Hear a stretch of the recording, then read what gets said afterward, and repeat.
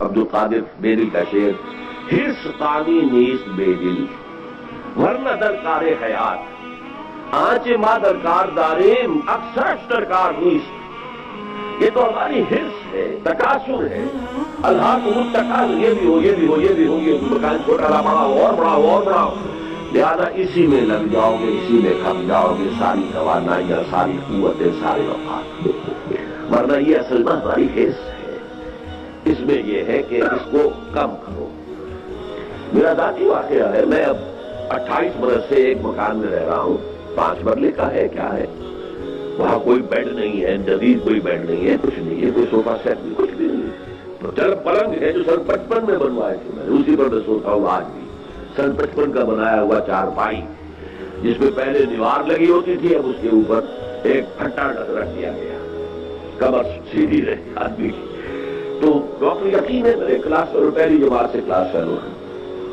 وہ ایک دن کہنے لگے کہ میں نے اپنی بیوی سے کہا کہ اب ان کی ایریا بھی آتی ہے تو اب ان کے ہاں تھوڑا سا ڈرائنگ روم ہے، یہ ہے، ہمارے پاس کیا ہے، نیچے بس فرش بچھا ہوا، آپ بیٹھ گئے، کچھ ایک چھوٹی سی جو ہے وہاں پہ رکھ دی گئی ہے بینچ سی، کوئی بوڑھی عورت آئے یا کوئی وہ، میرا تو کوئی ڈرائنگ روم ہے ہی نہیں، میرا ڈرائنگ روم میرا آفس ہے، جو انجمن کا آفس ہے اسی میں وہی میرا ڈرائنگ روم۔ انہوں نے بہت کہا کہ میں نے اپنی بیوی سے کہا کہ زندگی تو ڈاکٹر اسرار کی بھی گزری گئی ہے، گزری جاتی زندگی، جھوپڑیوں میں تو پھر بھی کم سے کم ایک پکے مکان میں رہتا ہوں، جھوپڑیوں میں بھی تو زندگی گزرتی، تو یہ کم سے کم کرنا، سکڑنا سکڑنا سکڑنا۔ البتہ میں کسی کے اوپر بھی کوئی انفرادی حکم کبھی نہیں لگاؤں گا، یہ آپ کی اپنی ہمت ہے، آگے سے آگے بڑھیں، فاستبقوا الخیرات، نیکیوں میں آگے سے آگے نکلے۔ اصولی بات وہی ہے کہ تم اپنی زندگی کو سکیڑو، کیونکہ گھر سے ہوئے ہو، یہاں سے نکلو گے تو پھر یہ ہے کہ کچھ کر سکو گے ورنہ کچھ نہیں کر سکتے۔ آغاز ہر طرح کے ساتھی تھے، ایسے بھی تھے، حضرت عمر، انہوں نے ایک اپنے صحابی ساتھی کے ساتھ طے کر لیا تھا، ایک دن دکان پر میں بیٹھوں گا، تم حضور کی صحبت میں گزار لینا، دوسرے دن تم بیٹھنا، میں جا کے حضور کی صحبت۔ اب ایک تو ہے صحابہ صحابہ وقت بیٹھے، انہوں نے آدھا کر لیا۔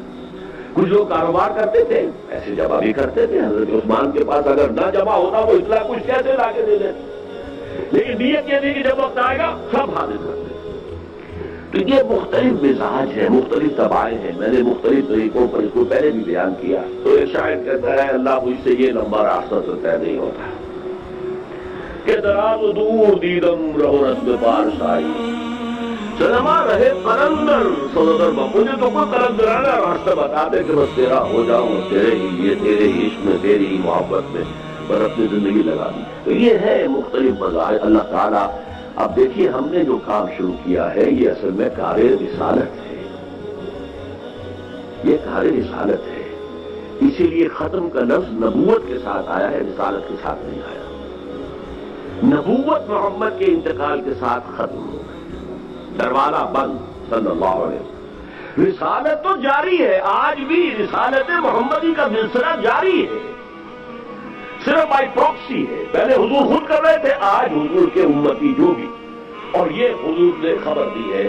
میری امت میں ایک گروہ ہمیشہ ضرور قائم رہے گا